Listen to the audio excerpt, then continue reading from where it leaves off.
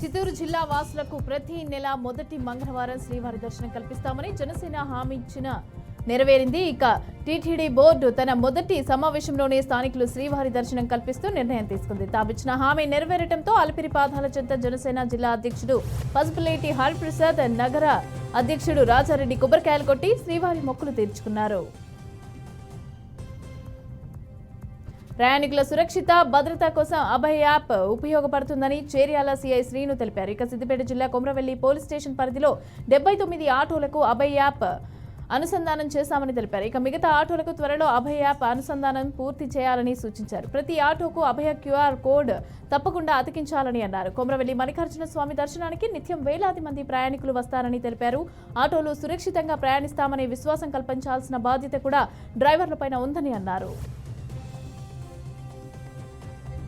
Global warming ప్రపంచ మానవాళికి ముప్పు అని చిన్నప్పటి నుంచి సైన్స్ పైన అవగాహన కలిగి ఉంటే ప్రత్యామ్నాయ మార్గాలు ఎంచుకోవచ్చునని కలెక్టర్ వల్లూరి క్రాంతి తెలిపారు. ఇక సంగారెడ్డిలోని సెయింట్ ఆంథోనీ స్కూల్లో జిల్లా వైద్య విజ్ఞానిక ప్రదర్శనకు జ్యోతి ప్రచురణ చేశారు. జాతీయ స్థాయిలో 3000 ప్రాజెక్టులు ప్రదర్శిస్తే జిల్లా నుంచి 95 సెలెక్ట్ కావటం జిల్లాకి గర్వకారణమని తెలిపారు.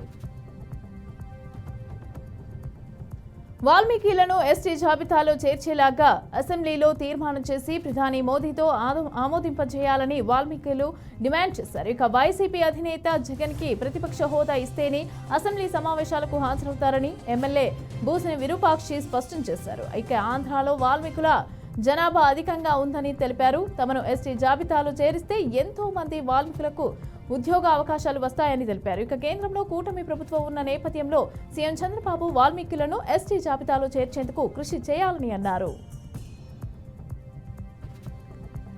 ఎన్నికలకి ముందు ఇచ్చిన హామీలు 20 లక్షల ఉద్యోగాల హామీ అమలు చేసేందుకు కృషి చేస్తున్న సీఎం చంద్రబాబుకు నిరుద్యోగ జేఏసీ అధ్యక్షుడు సమయం హేమంత్ కుమార్ కృతజ్ఞతలు తెలిపారు. ఇక నిఫాన్ స్టీల్ ప్లాంట్ ద్వారా 21,000 ఉద్యోగాలు, ఎల్జీ ద్వారా 1,495 ఉద్యోగాలు, అలాగే defence manufacturing Kalyani strategic systems ద్వారా 566 ఉద్యోగాలు, అలాగే ఫిలిప్స్ కార్బన్ ద్వారా 200 ఉద్యోగాలు, ఎలక్ట్రిక్ వాహనాల తయారీ ద్వారా 2,381 ఉద్యోగాల కల్పనకు ప్రయత్నాలు చేయడం హర్షణీయమని తెలిపారు.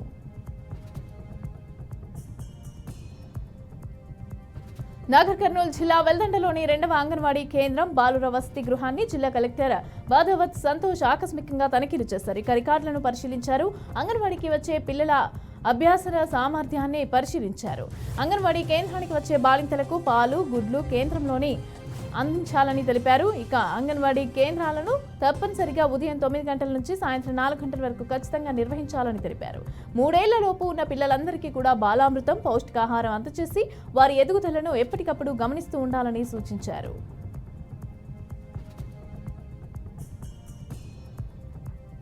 అల్లూరు జిల్లాలోని భారీగా గంజాయి అయితే పట్టుబడింది. ఇక జీమాడుగుల మండలం ఇదుపుల బయలు జంక్షన్ వద్ద పోలీసులు అయితే తనిఖీలు నిర్వహించి 100 కిలోల గంజాయిని స్వాధీనం చేసుకున్నారు. అయితే ఈ ఘటనలో ఒకరిని అరెస్టు చేసి కారును స్వాధీనం చేసుకున్నట్లుగా ఎస్ఐ షణ్ముఖరావు తెలిపారు. నిందితుడు రాజస్థాన్లోని బిల్వాడ జిల్లాకి చెందిన పింటూ లోహార్ గా గుర్తించామని అతన్ని రిమాండ్కు తరలించినట్టుగా తెలిపారు. పల్నాడు జిల్లా సత్తెనపల్లి పట్టణ పోలీస్ స్టేషన్ ఎదుట టీడీపీ నాయకులైతే నిరసన తెలిపారు. ఇక నగదు లావాదేవీ విషయంలో తనను ఓ వ్యక్తి 1,30,00,000 రూపాయల చీటింగ్ చేశారు అంటూ పోలీస్ స్టేషన్లో ఫిర్యాదు చేశారు. పోలీసులు విచారణ చేయటం లేదంటూ స్టేషన్ ఎదుట బైఠాయించి నిరసన తెలిపారు. తనకు న్యాయం చేయాలని డిమాండ్ చేశారు. పోలీసుల తీరుపైన ఆయన ఆగ్రహం వ్యక్తం చేశారు.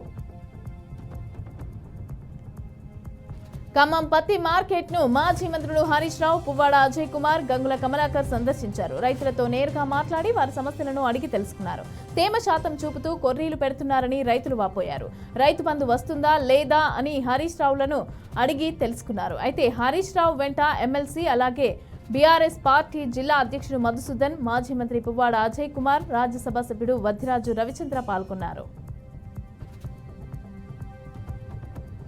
రంగారెడ్డి జిల్లా యాచారంలో చైన్ స్నాచర్ రెచ్చిపోయాడు. ఇక గున్ఘల్ గ్రామానికి చెందిన పందుకుల్లా గాయత్రి ఇంటికి వెళ్లి అడ్రస్ అడిగేందుకు యత్నించాడు. తనకు ఆ అడ్రస్ తెలియదని ఇంట్లోకి వెళ్తున్న మహిళ మెడలో నుంచి బంగారు చైన్ ను తెంపాడు. ఆమె ప్రతిఘటించి కేకులు వేయడంతో బంగారు గొలుసును అక్కడే వదిలి దుండగుడైతే పరారయ్యాడు. బాధితురాలి ఫిర్యాదు మేరకు కేసు నమోదు చేసి దర్యాప్తు చేస్తున్నట్టుగా పోలీసులు తెలిపారు. ప్రజాప్రభుత్వం ఏర్పాటు ఏడాది పూర్తవుతున్న సందర్భంగా డిసెంబర్ 3వ తేదీన హైదరాబాద్ లో భారీ బహిరంగ సభ నిర్వహించాలని సీఎం రేవంత్ రెడ్డి నిర్ణయించారు. అయితే సభకు ఎవరిని పిలవాలన్న దానిపైన సీనియర్ నాయకులతో ఆయన చర్చిస్తున్నట్లుగా తెలుస్తోంది. అనారోగ్యం కారణంగా సోనియా గాంధీ వచ్చే అవకాశం లేకపోవడంతో రాహుల్ అలాగే ప్రియాంకలో ఎవరినో ఒకరిని ఈ సభకు తీసుకువచ్చే అవకాశం ఉందని అన్నారు. ఇక వారు రాని పక్షంలో ఏఐసీసీ అధ్యక్షుడు మల్లికార్జున ఖర్గేను ఆహ్వానించాలనే యోచనలో ఉన్నారు.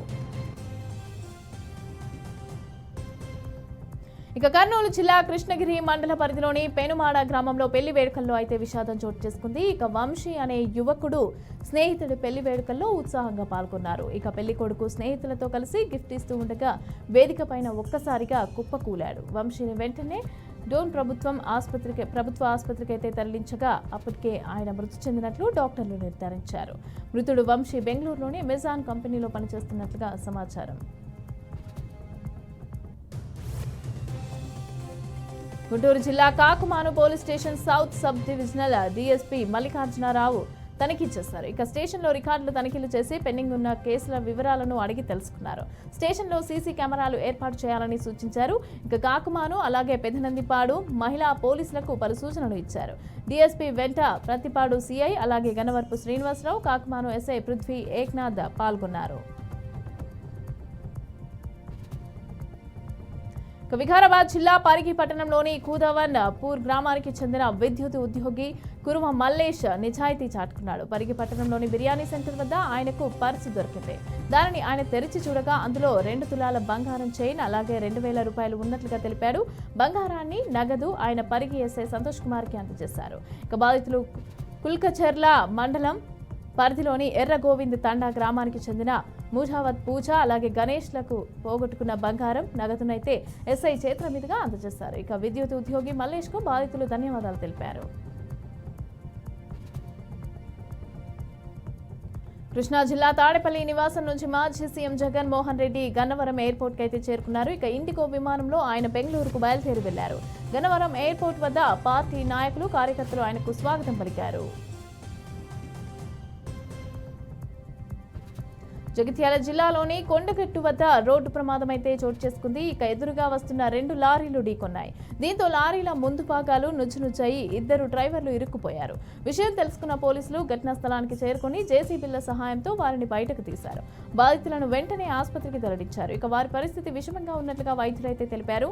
ఘటనపైన పోలీసులు కేసు నమోదు చేసి దర్యాప్తు చేపట్టారు. సిద్దిపేట ముస్తాబాద్ చౌరస్తాలోని వైన్ షాప్ ముందు ఓ మందు బాబు ఆందోళనకైతే దిగాడు. తాను కొనుగోలు చేసిన బీర్ సీసాలో చెత్త ఉందని వాపోయాడు. ఇదేంటని వైన్ షాప్ సిబ్బందిని అడగగా వారు నిర్లక్ష్యంగా సమాధానం ఇవ్వడంతో ఆగ్రహం వ్యక్తం చేశారు. ఇక ఇలాంటి వైన్ షాపులపైన ఎక్సైజ్ అధికారులు చర్యలు తీసుకోవాలని డిమాండ్ చేశారు. త్వరలో నూతన టెక్స్టైల్ పాలసీ తీసుకురానున్నట్లుగా రాష్ట్ర చేనేత అలాగే జౌళి శాఖ మంత్రి ఎస్ సవిత తెలిపారు. ఇక అసెంబ్లీ సమావేశాల సందర్భంగా ఎమ్మిగనూరులో టెక్స్టైల్ పార్క్ పైన టీడీపీ ఎమ్మెల్యే జయనాగేశ్వర్ రెడ్డి అడిగిన ప్రశ్నలకు మంత్రి సవిత సమాధానమిచ్చారు. ఇక ఎమ్మిగనూరులో టెక్స్టైల్స్ పార్క్ ఏర్పాటుకు గత టీడీపీ ప్రభుత్వ హయాంలోనే నిర్ణయించడం జరిగిందని, అందుకు 90 ఎకరాలను కూడా కేటాయిస్తూ ఉత్తర్వులు కూడా జారీ చేశారని అన్నారు.